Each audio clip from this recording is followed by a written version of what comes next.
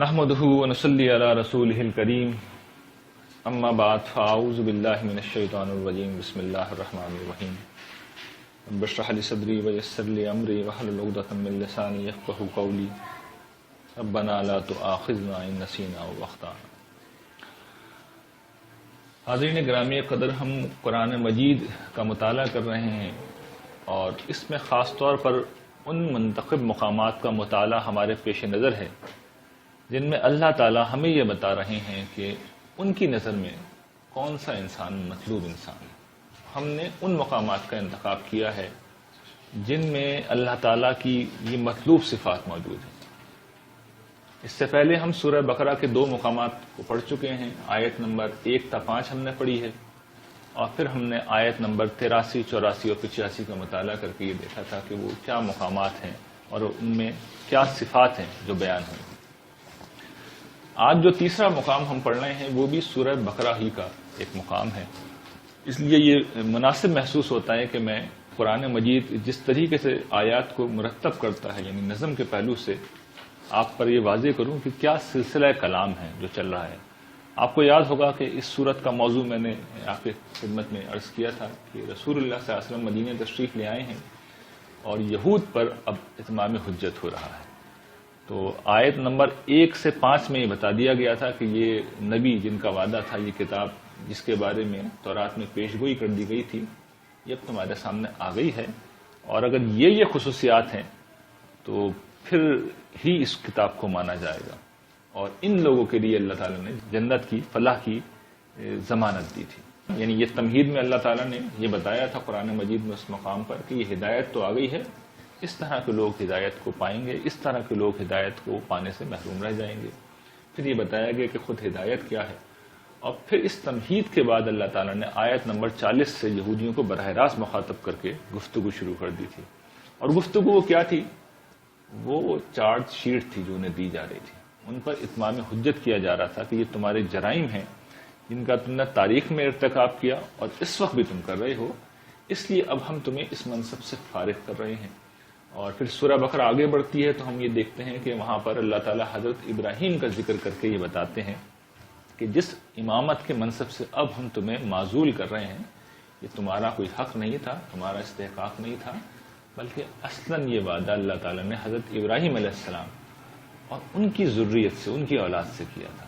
تو ان کی اولاد کے ایک حصے یعنی بنی اسرائیل کو اب اس منصب سے فارغ کیا جا رہا ہے، اور ایک دوسرے حصے بنی اسماعیل یعنی صحابہ اکرام جو بنی اسماعیل میں سے ایمان لائے تھے، ان کو اس منصب کے اوپر فائز کیا جا رہا ہے۔ اور تحویل قبلہ یعنی بیت المقدس سے مسجد الحرام کی طرف رخ کر کے نماز پڑھنے کی جو ہدایت کی گئی تھی، یہ گویا کہ اس کا علامتی اظہار تھا کہ اب امامت کو تبدیل کر دیا گیا۔ ظاہر ہے کہ یہ امامت ایک بڑا غیر معمولی منصب تھا، تو اب اس نئی امت کو اللہ تعالیٰ نے اسی سورہ بقرہ کے اندر شریعت دینا شروع کی، اور شریعت جب دینے کا آغاز کیا تو اس میں ابتدا میں اللہ تعالیٰ نے اس سے پہلے کے شریعت میں، یعنی شریعت کا باقاعدہ آغاز آگے ہوگا، لیکن اس سے پہلے کہ شریعت کے احکام دیے جائیں، اللہ تعالیٰ کچھ اخلاقی تعلیمات جو کہ ایمان و اخلاق کی دعوت ہے، میں پہلے کسی موقع پر یہ عرض کر چکا ہوں کہ وہ اصل میں مقدم ہوتی ہے، ہمیشہ مقدم ہوتی ہے، شریعت اس کے تحفظ ہی کے لیے دی جاتی ہے۔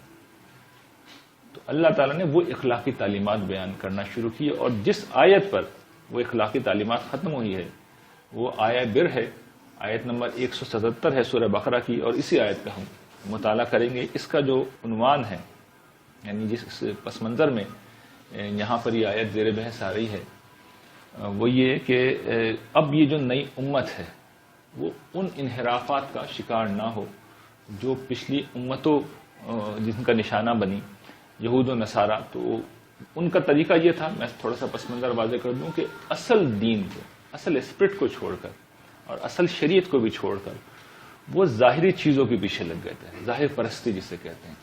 تو قرآن مجید نے یہاں پر ایک ظاہر پرستی کی مثال دی ہے کہ نصارہ کا اور یہود کا ایک باہمی جھگڑا اس بات پہ تھا، دونوں اصل میں بیت المقدس کو اپنا مرکز اور محور سمجھتے تھے۔ مسلمان تو بیت اللہ کو اپنا مرکز سمجھتے ہیں، یہ دونوں امتیں آج بھی بیت المقدس کو اپنا محور و مرکز سمجھتے ہیں۔ دونوں میں بنائے اختلاف ایک بہت بڑا اس زمانے میں یہ تھا کہ نصارہ یہ کہتے تھے کہ بیت المقدس کا جو مشرقی حصہ ہے ہمارا قبلہ وہ ہے. اور یہود یہ کہتے تھے کہ اس کا جو مغربی حصہ ہے ہمارا قبلہ وہ ہے. اور اس پر ایک دوسرے کو باطل قرار دینے کی اور ایک دوسرے کی مخالفت اور ایک دوسرے کی گمراہی ثابت کرنے کی کوشش کی جاتی تھی. آپس میں ایک زبردست قسم کی فرقہ وارانہ جنگ تھی جو ان کے درمیان جاری تھی. یہ آپ کے علم میں ہوگا, نہیں ہے تو میں عرض کر دیتا ہوں کہ یہ مسیحیت جو ہے ایک الگ مذہب بعد میں بنا ہے. اصل میں ابتدا میں ایک عرصے تک یہودیت ہی کی ایک شاخ کے طور پر یہ متعارف رہا ہے. تو ان میں بہت سی چیزیں کامن تھیں اور اس میں سے ان کا قبلہ بھی تھا, لیکن قبلہ کامن ہونے کے باوجود, مشترک ہونے کے باوجود انہوں نے ایک جھگڑا یہ کھڑا کر لیا. تو یہ کیا تھا؟ ایک ظاہر پرستی کی ایک مثال تھی. تو اللہ تعالیٰ نے اب یہاں سے بات کو اٹھایا ہے. وہ یہ کہتے ہیں کہ لیس البر ان تولوا وجوہکم قبل المشرق والمغرب. دیکھو یہ جو بر ہے, بر کا لفظی مطلب تو ہوتا ہے کسی کے حقوق پورے پورے ادا کرنا, حقوق پورے پورے ادا کرنا. اردو زبان میں اس کے لیے کوئی ایک لفظ نہیں ہے, تو اس کے لیے عام طور پر نیکی ترجمہ اس کا ایک کیا جاتا ہے. ایک زیادہ بہتر ترجمہ وفاداری ہے, یعنی آپ کسی بھی پہلو سے آپ پہ حق عائد ہوتا ہو, کسی رشتے ناطے کسی انسان کے حوالے سے ہو, آپ کوئی عہد معاہدہ کر لیں, کسی ریاست کے فرض کر لیں شہری ہیں, کسی جگہ پہ آپ نے خود وعدہ کر لیا, یعنی کوئی تعلق, کوئی کمٹمنٹ, کوئی رشتہ آپ پر اگر کوئی بھی ذمہ داری عائد کر دے اور آپ اس کو پوری طرح ادا کرنے والے ہیں, تو آپ گویا کہ اس صفت کا مصداق ہیں. یعنی آپ اس عہد کو نبھانے والے ہیں, آپ حقیقی معنوں میں نیکوکار ہیں اور آپ اس چیز سے کمیٹڈ ہیں. اس کے لیے اردو میں ایک لفظ ہے وفاداری, اس کاز سے, اس چیز سے آپ کمیٹڈ ہیں. تو اللہ تعالیٰ کہتے ہیں کہ لیس البر, کہ یہ جو وفاداری ہے یہ نہیں ہے, کیا نہیں ہے, کہ تم اپنا رخ پھیر لو مشرق کی طرف یا مغرب کی طرف. یہود نصارہ کی طرف اشارہ کر کے اللہ تعالیٰ نے بتایا ہے کہ یہ جو ان کا مسئلہ تھا کہ ظاہری چیزوں پہ الجھ کر رہ گئے تھے, یہ میرے نزدیک نیکی نہیں ہے. تم میری وفاداری اس طرح کی باتوں سے اصل میں نہیں کر سکتے. اور اس کے بعد وہ بتاتے ہیں کہ نیکی کیا ہے. وَلَٰكِنَّ الْبِرَّ, نیکی کیا ہے اور کس شخص کی نیکی ہے؟ اس شخص کی نیکی ہے من آمن باللہ والیوم الآخر والملائکۃ والکتاب والنبیین.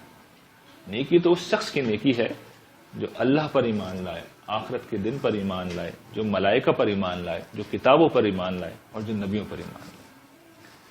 تو یہ بیان شروع ہو رہا ہے گویا کہ ان صفات کا جو اللہ تعالیٰ کو مطلوب ہے, جو انہیں پسند ہے, جو وہ چاہتے ہیں اپنے بندوں میں. اور اس کے لیے انہوں نے تعبیر اختیار کی کہ میرے وفادار بننا چاہتے ہو, میرے نیکوکار بننا چاہتے ہو, تو دیکھو پھر یہ صفات اختیار کرو. تو پہلی صفت ہمیشہ کی طرح, جیسے میں نے پہلے بھی توجہ دلائی تھی, ایمانیات سے اللہ تعالیٰ شروع کرتے ہیں, اس لیے کہ ایمان اصل ہے. ایمان اصل ہے, جڑ ہے, بنیاد ہے, پھر اخلاقیات آتی ہیں اور پھر اس کے بعد آخر میں شریعت. یہ تین چیزیں ہیں جو درجہ بدرجہ اسی اعتبار سے اہمیت رکھتی ہیں. ایمان کیا ہوتا ہے؟ ہم سب جانتے ہیں کہ ایمان ایک مضبوط اعتقاد کو کہتے ہیں, لیکن اس کو اگر سادہ ترین الفاظ میں آپ سمجھیں تو ایمان لینے کا نام ہے. وہ جو دہلی کے کلاسیکل شعرا میں سے جو آخری تھے داغ دہلوی, ان کا ایک بڑا مشہور شعر ہے نا کہ خاطر سے یا لحاظ سے, خاطر سے یا لحاظ سے میں مان تو گیا, جھوٹی قسم سے آپ کا ایمان تو گیا.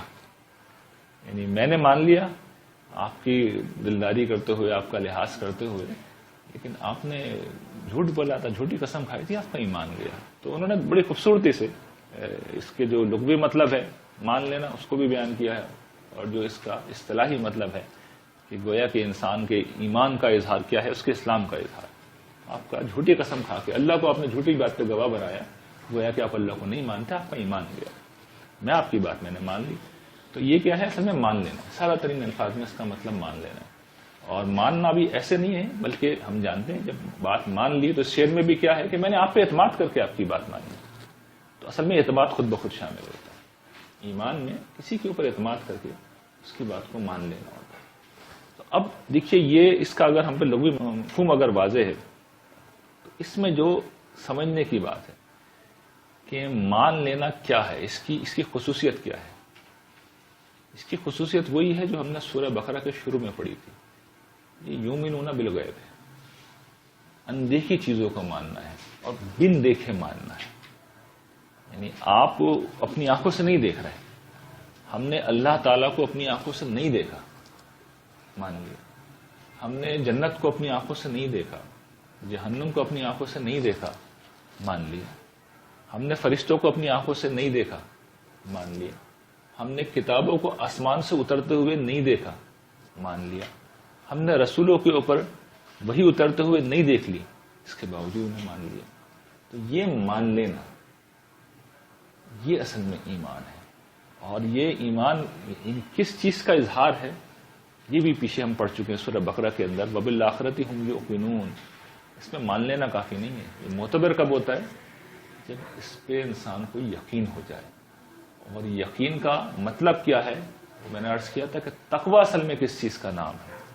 اس دنیا میں نے مثال دی تھی کہ اگر میں یہ اعلان کر دوں کہ یہاں پر بم رکھا ہوا ہے اور 2 منٹ میں پھٹنے والا ہے، تو سب میں تقوی پیدا ہو جائے گا، یعنی سب جان بچا کے بھاگیں گے۔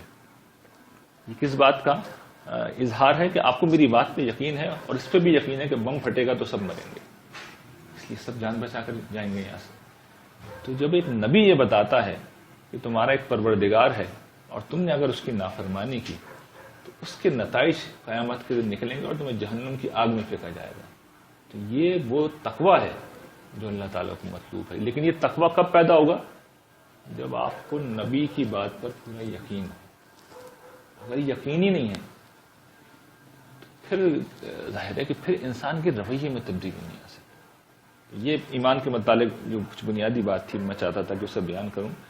دیکھیے ایمان میں اب میں ایک ایک جز کو لے کے بتا رہا ہوں آپ کے سامنے کہ کیا کیا چیز اس میں اللہ تعالیٰ نے منوائی ہے۔ پہلی چیز خود اللہ تعالیٰ کا ذکر ہے، اللہ تعالیٰ کا اپنا ذکر ہے۔ تو اللہ تعالیٰ کو ماننے کا مطلب کیا ہے؟ اسے تو بہت سے لوگ مانتے ہیں، سب مانتے ہیں، بلکہ سبھی مانتے ہیں، سبھی مانتے ہیں۔ یعنی یہ تو الحاد ہے نا کہ اس دور میں اللہ تعالیٰ کے وجود کے حوالے سے کچھ سوالات پیدا ہوئے ہیں اور اب ایک فکر بھی ہے یہ پوری۔ تو چلیے یہ بھی ایک چیز ہے، ماننے کا مطلب یہ ہے کہ اللہ کے وجود کو ماننا، وہ موجود ہے۔ لیکن بالعموم اس کا مطلب کیا ہوتا ہے؟ سبھی مان رہے ہوتے ہیں، مسیحی بھی مان رہے ہوتے ہیں، ہندو بھی مان رہے ہوتے ہیں، برہما کا ان کے یہاں ایک تصور ہے، اور مذاہب والے بھی مان رہے ہوتے ہیں۔ اصل میں مطلب کیا ہے؟ جیسا کہ وہ ہے ویسا مانو، یعنی وہ وحدہ لا شریک، وہ تنہا ہے، اس کا کوئی شریک نہیں، ایسے مانو۔ اس کو کارساز بنا لو، یہ یقین رکھو کہ ہم بولتے ہیں وہ سنتا ہے، ہم دیکھتے ہیں وہ جانتا ہے، ہم سوچتے ہیں وہ سمجھ لیتا ہے۔ اگر یہ یقین ہے تو پھر ہم نے اللہ کو مانا۔ یہ پچھلی دفعہ گفتگو ہوئی تھی نا کہ نماز میں ہمیں اللہ تعالیٰ کا تصور نہیں آتا، ہمارے دل کی گہرائیوں میں اصل میں اللہ تعالیٰ اس طرح موجود نہیں ہے، اس لیے مسئلہ پیدا ہو۔ ورنہ آدمی یہ تو مانا جا سکتا ہے نا، بہت مصروفیت کے اندر ہے تو بہت مصروفیت میں آدمی کا دھیان ہو سکتا ہے بھٹک جائے، لیکن اسے خیال تو آئے گا نا کھڑا ہوا کہاں پہ ہوں میں، کیا کر رہا ہوں۔ تو یہ چیز انسان کے شعور میں جب جاگزی ہو جاتی ہے اور اس کے اندر راسخ ہو جاتی ہے تو پھر انسان میں تبدیلی آنا شروع ہوتی ہے۔ تو ایمان پہلی چیز ہے اللہ کے اوپر۔ دوسری چیز دیکھیے اس میں آخرت کا ذکر ہے، اس میں بھی قانونی طور پہ ہم سب جانتے ہیں کہ اللہ تعالیٰ کے حضور ہمیں ایک روز پیش ہونا ہے، اور زندگی وہی زندگی ہے، وہی ابدی زندگی ہے، اور وہاں پر یا تو جنت ہے یا جہنم ہے، اس کے بعد تیسرا کوئی انجام نہیں۔ تو یہ ماننا اصل میں آخرت کو ماننا ہے، اور یہ کہ جس قانون پہ اللہ تعالیٰ نے فیصلہ کرنا ہے وہ میرٹ ہے، عدل کی بنیاد پہ وہ فیصلہ کریں گے۔ یہ نہیں ہوگا کہ کچھ لوگ اپنے چہیتوں کو، عمل تو کچھ بھی نہ کریں وہ اللہ کی پسند کے، اور کچھ لوگ اپنے چہیتوں کو چھڑا کے لے جائیں گے۔ قرآن مجید اس کی کوئی گنجائش نہیں چھوڑتا، یہ عمل کرو گے تو نجات پاؤ گے۔ ملائکہ کس چیز کا نام ہے؟ یہ وہ ہستیاں ہیں جن کے ذریعے سے اللہ تعالیٰ اس قدرت کا کارخانہ چلا رہے ہیں۔ وہ بادشاہ ہیں، وہ بادشاہ ہیں، سب کچھ جانتے ہیں، سب کچھ کر سکتے ہیں، کرتے نہیں ہیں کچھ، وہ حکم دیتے ہیں، اور ان کے حکم کو نافذ کرنے کے لیے ایک پوری مخلوق ہے۔ جس طرح دنیا میں وزیر اعظم کے حکم کو نافذ کرنے کے لیے بیوروکریسی ہوتی ہے، وزیر اعظم خود کچھ بھی نہیں کرتا۔ جن ملکوں میں صدارتی نظام ہے وہاں صدر کچھ بھی نہیں کرتا، وہ صرف حکم جاری کرتا ہے اور پھر اس پہ بیوروکریسی عمل درآمد کراتی ہے۔ تو یہ گویا کہ سمجھ لیجیے اس کائنات کا نظام اللہ تعالیٰ کی بیوروکریسی چلا رہی ہے، جو فرشتے ہیں، اور ان میں سے سیدنا جبرائیل، حضرت جبرائیل علیہ السلام سب سے بلند اور سب سے اعلیٰ حیثیت کے فرشتے ہیں، وہی لے کے بھی وہی آتے ہیں اور باقی اور بھی بہت سے کام ہیں جو وہ کرتے ہیں. ان کے خاص طور پر ذکر کرنے کی ایک وجہ یہ بھی ہے کہ فرشتے جو ہیں زمانہ قدیم میں ان کو خدا کی بیٹیاں بنا لیا گیا تھا. تو یہ اللہ تعالیٰ ان کی صحیح حیثیت قرآن میں جگہ جگہ واضح کرتے ہیں کہ وہ اللہ کے بندے ہیں، غلام ہیں، اور ان کی حیثیت اس کے سوا کچھ بھی نہیں ہے، وہ خدائی میں کسی پہلو سے شریک نہیں ہے. پھر کتاب کے اوپر ایمان. کتاب کے اوپر ایمان کا مطلب کیا ہے کہ کتاب دیکھیے کیا ہے. یہ جو قرآن مجید ہم پڑھ رہے ہیں، اب غور کیجیے، یہ اللہ تعالیٰ کے قائم مقام ہے. یعنی اس کتاب پر اگر ہمارا یہ عقیدہ نہیں ہے کہ اس وقت اللہ تعالیٰ کے قائم مقام ہے، یہ الفاظ اللہ تعالیٰ کے الفاظ ہیں، تو ہم کیوں عمل کریں گے؟ تو یہ ہمارا یقین ہونا چاہیے. اچھا، اس یقین کو کوئی جس طرح آخرت کا عقیدہ ہے نا، مانتے تو آخرت کو ہیں، لیکن جی ہمیں کوئی بخشوا دے گا، ہمارا کوئی شفیع ہوگا اور ہمیں کچھ بھی نہیں ہو سکتا. اسی طریقے سے کتاب کا بھی معاملہ ہے تو اللہ کا کلام، لیکن اس کو ہم وہ حیثیت دینے کے لیے تیار نہیں جو اس نے اپنی حیثیت خود بیان کی ہے کہ یہ میزان ہے، یہ فرقان ہے. میزان کا مطلب ہے ترازو ہے، اس پر رکھ کر ہر چیز کو تولا جائے گا. یہ فرقان ہے، کسوٹی ہے، اس پر پرکھ کر ہر چیز کو دیکھا جائے گا کہ کون سی ملمہ سازی ہے اور کون سی چیز حقیقی معنوں میں سونا. ہر چیز کی ویلیو اس پر رکھ کے دیکھی جائے گی نا. اس کو ذرا عملی مثال سے سمجھیے کہ جب میں بار بار اصرار کے ساتھ یہ کہتا ہوں کہ اس کی بنیاد پہ اللہ تعالیٰ قیامت کے دن میرا اور آپ کا فیصلہ کر دیں گے. میں نے پوری منظر کشی کر کے آپ کو بتایا تھا، قیامت کے دن ایک طرف میرا اور آپ کا نامہ اعمال ہوگا، دوسری طرف فرشتہ قرآن مجید لے کے کھڑا ہوگا کہ بھئی یہ اللہ تعالیٰ یہ کہہ رہے تھے، یہ جو چیزیں یہاں پہ بیان ہو رہی ہیں اور ہوں گی اور پیچھے ہم نے پڑھی، تم کچھ اور کر کے آئے ہو. تو دو ہی چیزیں ہو سکتی ہیں نا، یا تو ہم مانتے نہیں تھے اللہ کی کتاب کو، یہ اللہ کی کتاب ہے، یا مانتے تھے تو ہم اہمیت دینے کو تیار نہیں تھے. تو ماننا بھی ہے اور اہمیت بھی دینی. اگر یہ کریں گے تو پھر ہمارے نامہ اعمال میں وہ اعمال ہوں گے جو قرآن مجید بیان کرتا ہے، ورنہ ہم کیوں یہ اعمال کریں گے جب ان کی اہمیت نہیں. پھر دوسرے اعمال آ جائیں گے، پھر وہ آ جائیں گے جن کا ذکر پیچھے ہوا ہے کہ اپنے رخ مشرق کی طرف کر لیے یا مغرب کی طرف کر لیے، ظاہری چیزوں میں الجھ کے رہتا ہے. اس کی بڑی اہمیت ہے، اس کی بڑی اہمیت ہے. اور پھر آخر میں انبیاء علیہ السلام. انبیاء علیہ السلام پر ایمان کا مطلب یہ ہے کہ اللہ تعالیٰ مجھ سے، آپ سے اور کسی انسان سے تو براہ راست کلام نہیں کرتے.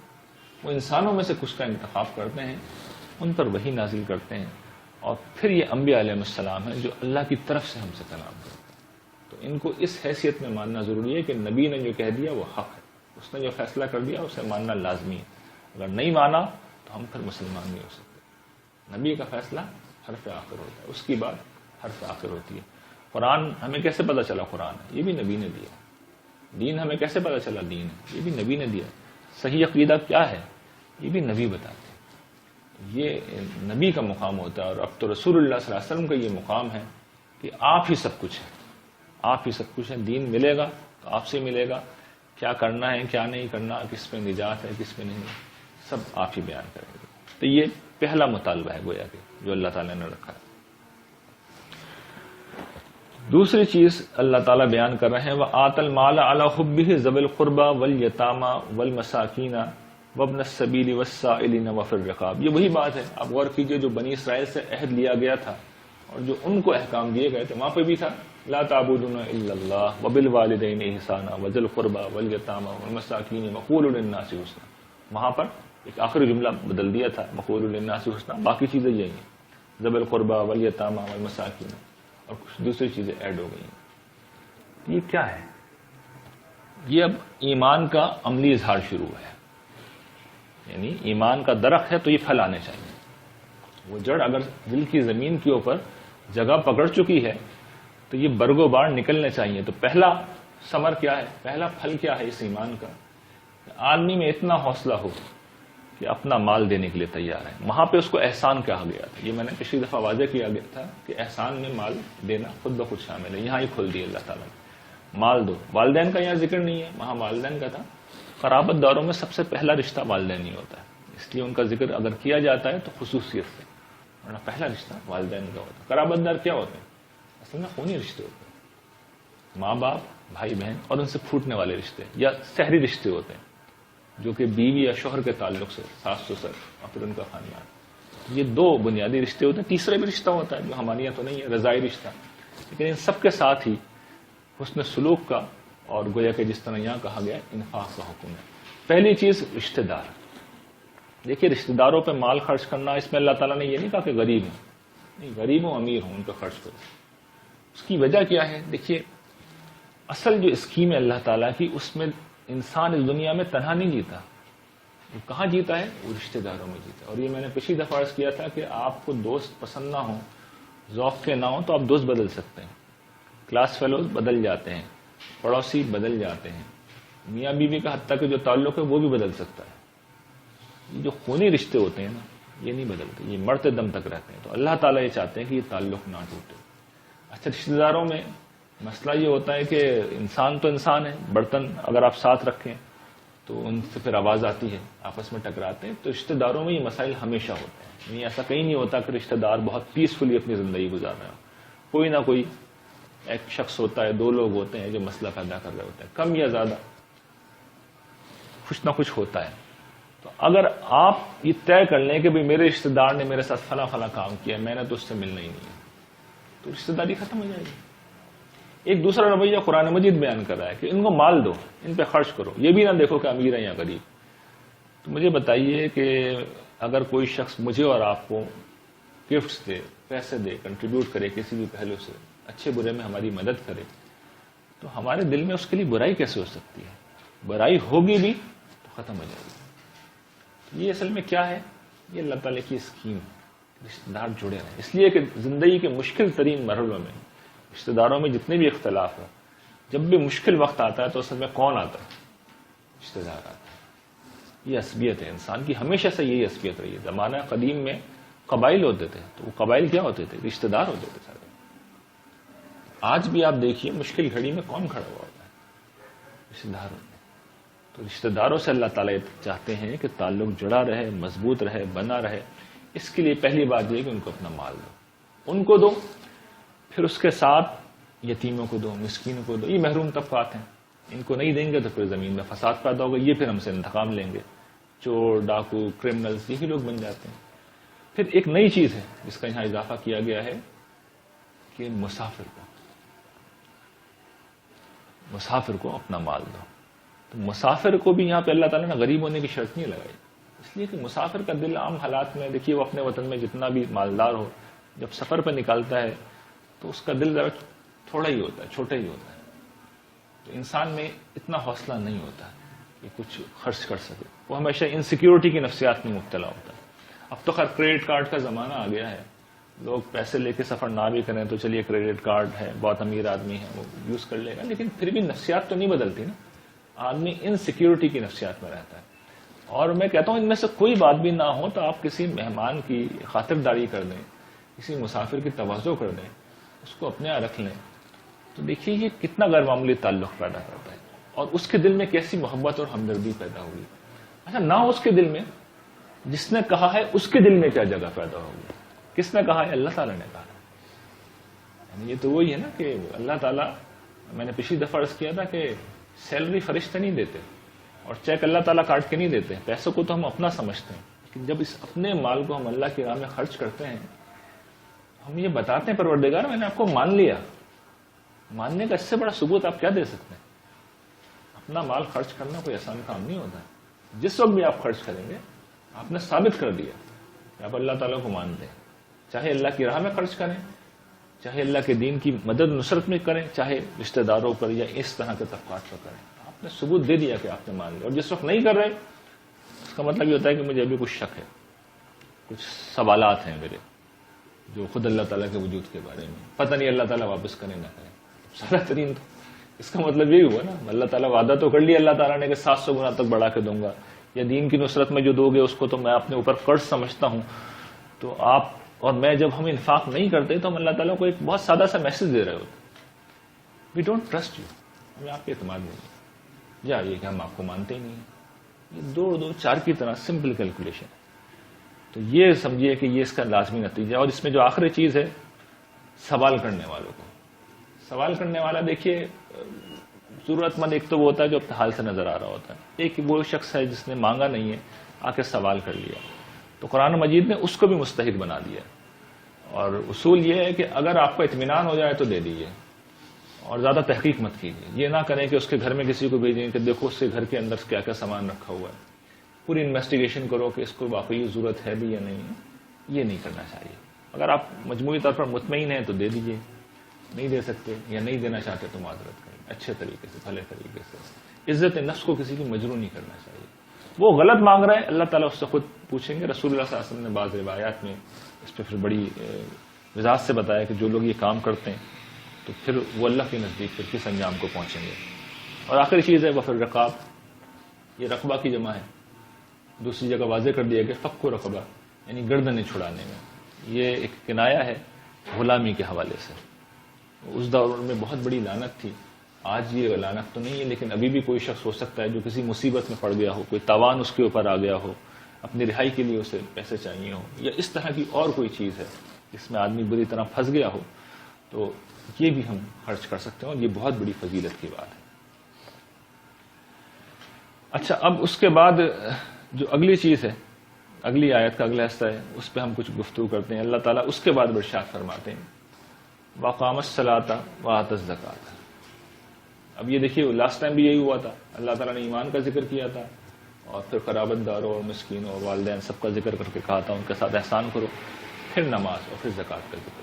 ایک دفعہ پھر اللہ تعالیٰ اپنی ترجیحات واضح کر رہے ہیں. ایمان کے بعد اخلاق, ان کا ذکر پیچھے اس لیے بھی کیا جا رہا ہے کہ یہ دونوں اصلاً شریعت کے حکم ہیں, اصلاً شریعت کی حکم ہے, لیکن چونکہ یہ اللہ تعالیٰ کے حوالے سے ہیں اس لیے یہ اخلاقی مطالبات کی فہرست میں ہمیشہ آتے ہیں. لیکن اپنی اصل کیٹیگری کے اعتبار سے نماز بھی شریعت کا ایک قانون ہے, اس کا پورا ضابطہ ہے. شریعت انشاءاللہ پڑھیں گے تو میں پڑھاؤں گا. اسی طرح زکوٰۃ کا بھی ایک ضابطہ ہے. تو یہ اللہ تعالیٰ ترجیح بھی بتاتے ہیں, ایمان, اخلاق اور شریعت. اس پر ہم پہلے گفتگو کر چکے ہیں, تو اس پہ میں اور بار بار آئیں گے یہ چیزیں, اس لیے اس وقت تو میں وقت کم ہے تو سر 10 میں سے آگے بڑھ رہا ہوں. اگلی جو صفت ہے اللہ تعالیٰ بیان کرتے ہیں وَالْمَوْفُونَ بِعَهْدِهِمْ إِذَا عَهَدُوا, کہ وہ لوگ ہیں کہ جب کوئی عہد کر بیٹھتے ہیں تو اس کو پورا کرتے ہیں. یہ وہ لوگ ہیں جو کوئی عہد کر بیٹھتے ہیں تو اس کو پورا کرتے ہیں. یہ اہم ترین مطالبہ. اور جس طریقے سے ہمارے اساتذہ بیان کرتے ہیں, امام اصلاحی نے اپنی تفسیر میں جب یہ بیان کیا ہے کہ اللہ تعالیٰ نے اسلوب بدل دیا, فعل کی جگہ صفت کے صیغے لے آئے. والموفون, کہ یہ لوگ اپنے عہد کو پورا کرنے والے ہیں. اقام الصلاۃ یا آتا الزکوٰۃ جو تھا یہ کیا تھا, یہ فعل کے صیغے تھے. صفت کا مطلب یہ ہوتا ہے کہ یہ آپ کے کردار کا, میرے کردار کا ایک مستقل حصہ ہے, لازمی حصہ ہے, اسینشل حصہ ہے.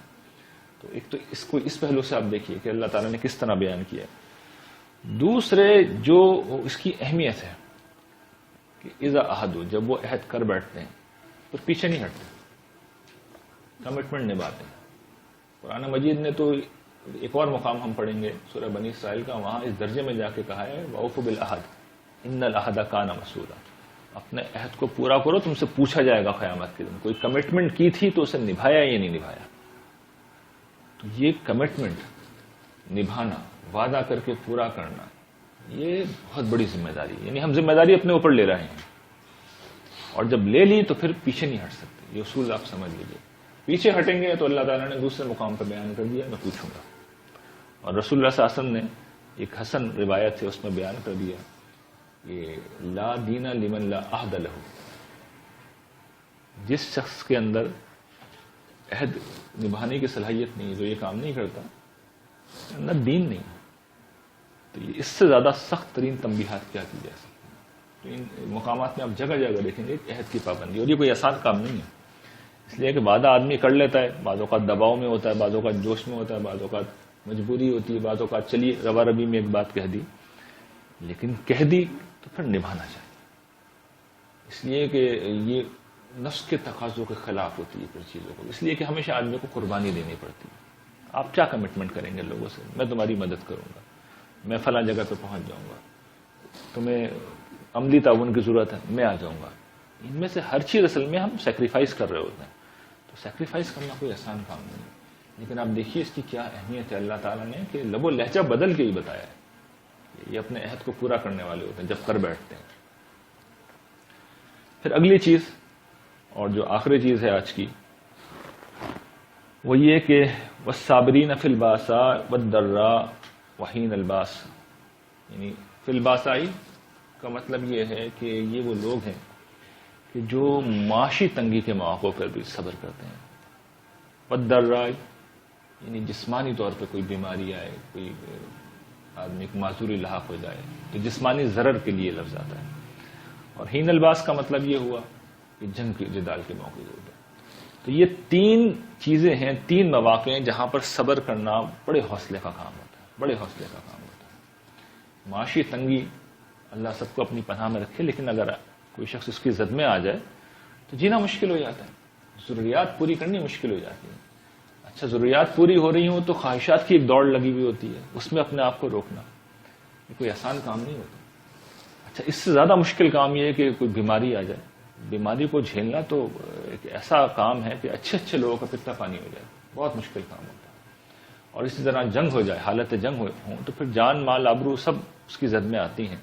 امن و امان کی جو فضا ہو جائے, یہ سمجھیے کہ اس کا اطلاق ہم بھی ایک نوعیت کی حالت جنگ میں, جس طرح کی ہماری یہاں صورتحال ہے, موبائل چھن جاتے ہیں, لوگ گھروں سے محفوظ اپنے آپ کو محفوظ نہیں سمجھتے, بم دھماکے ہو جاتے ہیں, تو اس طرح کے حادثات بھی ہو جائیں تو اس میں بھی اگر انسان صبر سے کام لے تو پھر اللہ تعالیٰ اس کا بڑا اجر بیان کرتے ہیں. اور یہاں پہ تو جو آپ دیکھیے کہ وہی الفاظ ہیں, بس صابر, یہ ایک دفعہ پھر صفت کا صیغہ ہے, اور اس میں بھی یہ اہتمام کر لیا گیا. اب یہ گرامٹیکل بحث ہے, چلیے اس کو جانے دیجیے, ورنہ اس میں گرامر کے اعتبار سے بھی اللہ تعالیٰ نے موفون جو ہے اس سے بدل کے صابرین لے کے آ گئے. تو یہ خاص طور پہ گویا کہ صبر کرنے والے یہ ہوتے ہیں یہ لوگ. اور پھر جو لوگ یہ ہوتے ہیں ان کے متعلق اللہ تعالیٰ اپنی طرف سے کنفرمیشن دے رہے ہیں, اولئک الذین صدقوا واولئک هم المتقون. یہی وہ لوگ ہیں جو اپنے ایمان میں کھرے نکلے, جو اپنی وفاداری میں کھرے نکلے, جنہوں نے اس کو سچ ثابت کر دکھایا. واولئک هم المتقون, یہی حقیقی معنوں میں متقی لوگ ہیں. ہمارے یہاں متقی آدمی کون ہوتا ہے؟ خاص طرح کا حلیہ ہوتا ہے. یعنی ایک طرف آپ کمپیریزن کر لیے کہ ایسا شخص ہے جس کے اندر یہ ساری خصوصیات موجود ہیں اور اس کا وہ خاص حلیہ نہ ہو جو ہمارے یہاں نیکوکاروں کا معیار ہے. اور دوسری طرف ایک شخص کے اندر اس میں سے شاید کوئی خصوصیت بھی نہیں ہو اور میری طرح اس کی داڑھی بھی ہو اور کچھ اور چیزیں بھی ہوں, تو آپ دیکھیے کہ کیا ہم کس کو متقی کہیں گے؟ بولیں گے یہ آدمی متقی. قرآن مجید کہہ رہا ہے اولئک هم المتقون, یہ لوگ متقی ہیں. تو قیامت کے دن میری بات چلے گی, آپ کی بات چلے گی, اللہ تعالیٰ کی بات چلے گی؟ اللہ تعالیٰ کی بات چلے گی. فیصلہ سنا دیا ہم نے. متقی بھی ہے, متقی کا ایک دوسرا مفہوم بیان کر چکا ہوں, باعتبار نتیجہ ہوتا ہے. جہنم کی آگ سے بھی یہی لوگ بچائے جائیں گے. قرآن مجید اپنا فیصلہ سنا دیا ہے, اللہ تعالیٰ نے فیصلہ کر کے فارغ ہو چکے ہیں. اب میری اور آپ کی مرضی جو دل چاہے کرتے رہیں, فیصلہ اس پہ ہوگا, فیصلہ ان چیزوں پہ ہوگا. اور یہی وہ چیزیں میں ہمیشہ توجہ دلاتا ہوں جن کے معاملے میں اس وقت معاشرے کو ایجوکیٹ کرنے کی ضرورت ہے. یہ 23 مقامات ہیں, آپ پڑھتے چلے جائیں میرے ساتھ, آپ اپنی زندگی کا اسے حصہ بنا لیں, آپ دیکھیں گے زمین آسمان سب بدل گئے. اور جس وقت معاشرے میں ایسے صاحب کردار لوگ پیدا ہو جاتے ہیں تو وہ پورا معاشرہ بدل جاتا ہے. اور اس کی سب سے روشن مثال صحابہ کرام کی ہے. قرآن مجید نے انہی سے وعدہ کیا تھا کہ تم یہ کرو گے, وعد اللہ الذین آمنوا منکم وعملوا الصالحات لیستخلفنکم فی الارض. یہ وعدہ کیا تھا اتنا بڑا کہ آخرت کی نجات تو ملے گی ملے گی. وہ تو جگہ جگہ گارنٹی کر رہے ہیں. یہ کہا تھا دنیا میں بھی زمین پر غلبہ دے دوں گا, اقتدار دے دوں گا. تو اللہ تعالیٰ تو اس حد پہ آنے کے لیے تیار ہے, لیکن ایسے صاحبان کردار کو, میرے جیسے لوگوں کے بارے میں یہ بات نہیں کہی گئی. وآخر دعوانا ان الحمد للہ رب العالمین.